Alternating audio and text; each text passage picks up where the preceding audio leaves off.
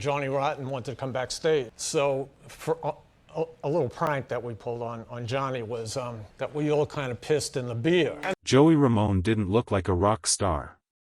Almost 2 m tall, with long hair that covers his face as he stood on stage like lost in the crowd, but every time he opened his mouth to the whole punk world roared with him, but Joey didn't have a perfect voice, and he didn't have a smooth stage moves. And all through during his career, he never spoke on the mic about himself. But he became the heart of the Ramones, the band that changed American punk rock in a time when stars were made through gossip and image. It was clear that Joey Ramone stood out in a different way, strangely quiet, but without a doubt, he was the face of the doesn't fit the views of those who are ignored and a sign of a rebellious youth that wasn't after fame, but fought to from a boy living in who is mentally ill, the darkness, to the lead singer of a punk band wave that broke all the rules. Joey Ramone took a route that no one else did, and the strangest thing of all is that the less noisy he was, the longer he lived. Got so weird that it turned into a what did Joey Ramone do to become a man who never wanted to be in the spotlight. Early life Joey for a whole family. The correct name for Ramone is Jeffrey Ross. Heyman wasn't meant to be famous. Seeing the tall, quiet, and messy-haired man-boy who stayed away from Forest Hills crowds, Queens would have thought he would one day become the face of a rebellious that age, but that statement is what helped make a tale come true on May 19, 1951, in a quiet part of New York. Joey lives in the Forest Hills, Queens neighborhood, grew up in a Jewish middle-class family marked by quiet breaks between his parents, split up when he was 7 years old. Split that no one could explain, leaving behind a stark void that words could not fill. He and his younger brother Mickey Lee lived with their mom Charlotte Oman, a strong, independent woman who she loved art and never made her kids do it. She was the first person to fit into a mold. Meet Joey and the Beatles to take the boys to the movies and show them, even though she tried to heal the feeling more and more alone in her son. Joey was different from a very young age. Was very tall, already over 6 feet by in middle high, with a skinny body that it looked like it had been stretched by. He was quiet because of an unknown force. Often seen standing alone and thinking, but what made Joey's life special? How hard was his battle with OCD, stands for obsessive compulsive disease. That was the case at the time, thought to be strange or even crazy. He would many times check the door lock. Can't leave the house without doing the same set of routines over and over. Joey would stand still at over an hour but couldn't open his front door. To be sure that the door was really open locked the situation that kept him alone. Maid called him a target for mockery, the kid who was having trouble, but instead of when Joey fought back, he kept quiet. Pulled back into music. Music became the Joey's only safe place to be. Was caught off guard by the Hulu Reid, David, Iggy Pop and David Bowie, who showed him that even non-fit people could own the stage without any exercise at all. Joey, he learned to play the drums by listening to the radio. That sounds like BBC playing records over and over, like a healing after the right. He picked up the guitar and he slowly tried to sing, but his voice wasn't working. It was smooth, but it had a raw edge to it. Eerie and real. His mother once said, Joey didn't talk to other kids like other kids did. I could see him when he held a guitar, though, putting into words things that words could never say. He didn't have many friends because not many people dared to be with him. Walk up to the skinny boy who was staring into space and hummed songs to himself. Joey didn't need anyone, though, so he needed music and a vague idea that he was trying to do more than that. Feeling of being alone since childhood, pain alone and in silence didn't help kill Joey, because it made him a soul like no other, and in a world that is all about being most of the time, Joey Ramone would get up and pick to be defiantly proud. It was strange to see a punk hero in that darkness. Was born with a lot of success. The Ramones were never a band whose records sold a lot of copies, didn't top the Billboard charts, but from a small stage at CBGB to a world tour having an effect on generations of artists. Joey Ramone's fame came from the punk at its finest. You don't have to be okay with becoming immortal. After putting out their first album, the album Ramones, in 1976, the group led by Joey quickly became a big deal in New York's. The record didn't get in the underground scene much radio play, but it caused us simple words and stripped-down music songs that are just over a minute long. Joey voice annoyingly flat and repeated untamed was in the middle instead of he tried to sound like a good singer.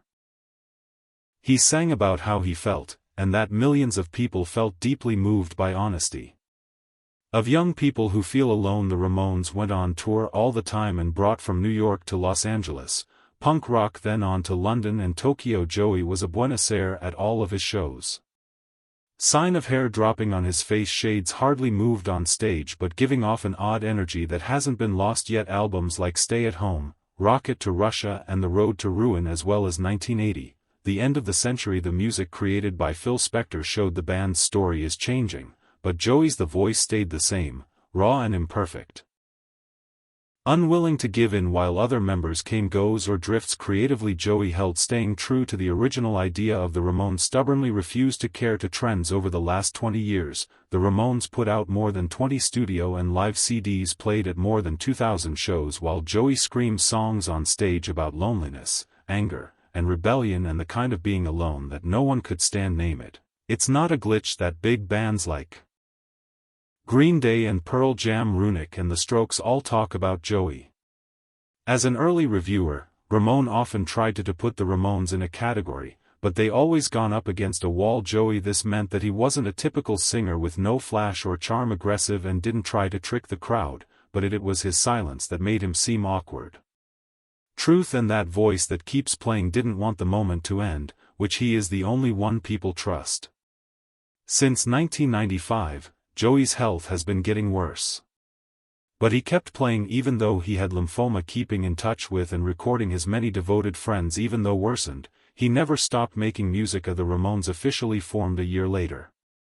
After more than 20 years, they broke up.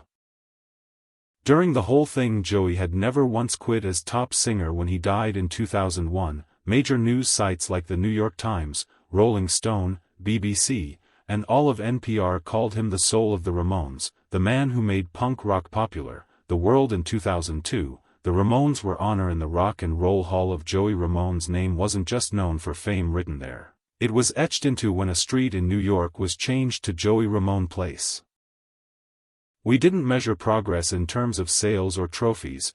It was the event of a stranger who turned strange into a world's language and made it possible. Listen like no one has ever done it before. In his personal life, Joey Ramone never had one for the attention off stage the whole time. His work, he rarely talked about specifics about his personal life, was never been involved in a love scandal, showed up on magazine spreads with girls as girlfriends, and never pushed himself. But behind the long hair that kept his face hidden and the sunglasses was a time in my life when loneliness, sadness, and quiet wounds. Joey was never married and didn't have any kids.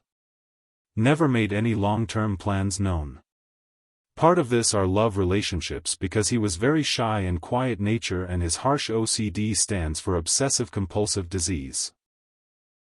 The thing that made him do it again, doing crazy things like checking locks lots of times, cleaning too much, and too much worry about even the smallest things, changes that hurt not only his work but also made it hard to keep up.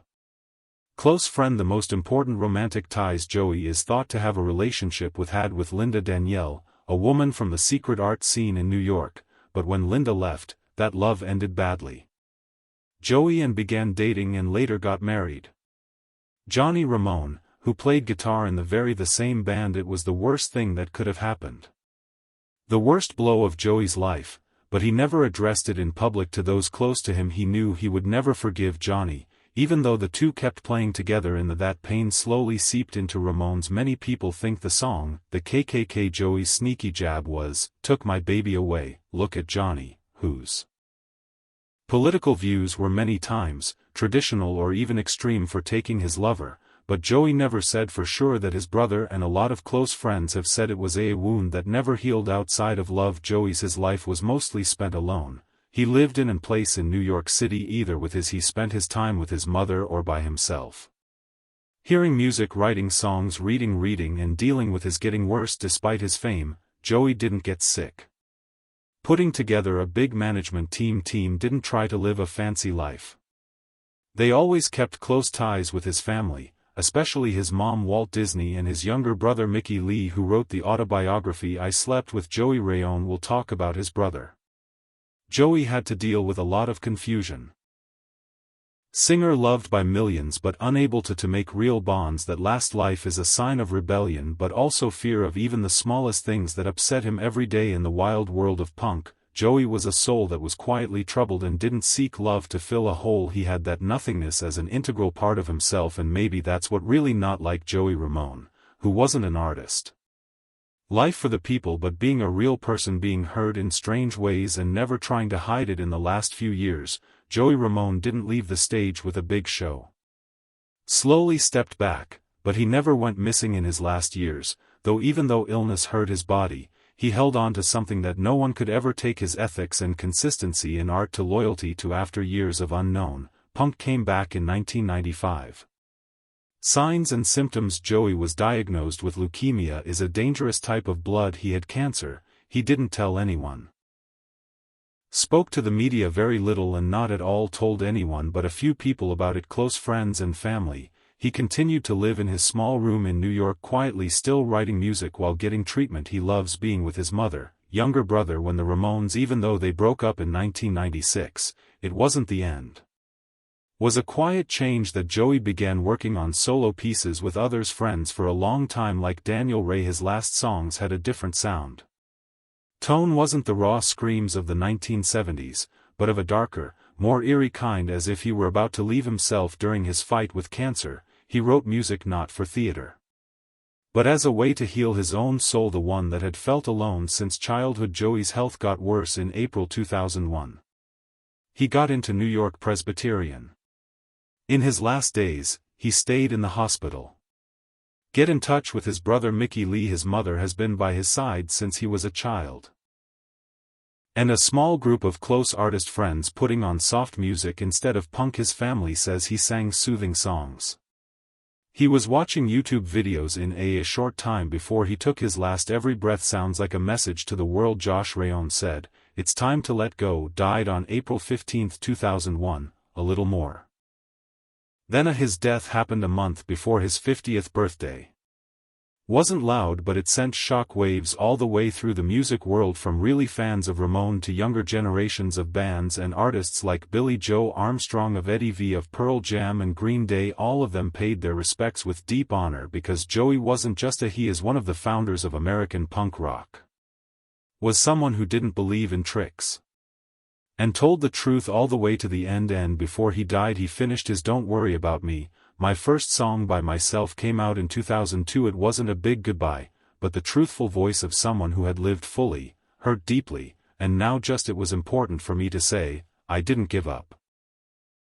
World where a lot of stars die: Joey's drug use, crashes, or scandals. Ramone died in peace, and this is because that it hit home more deeply than any staged goodbye with no lights or fireworks. Just a man who did things his own way and left after the last note was played. The memory and impact that Joey Ramone never won a Grammy but never topped the charts.